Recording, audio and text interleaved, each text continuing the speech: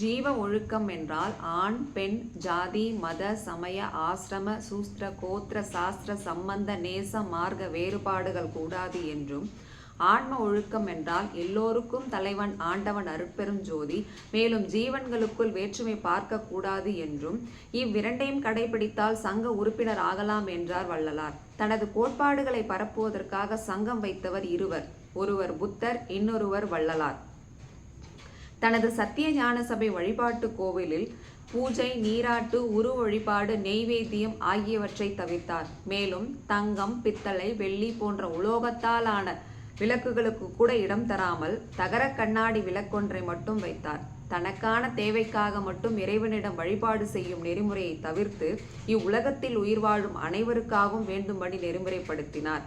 ஜீவகாருண்யத்திற்கு பரந்து விரிந்த புதிய விளக்கத்தை கொடுத்தார்.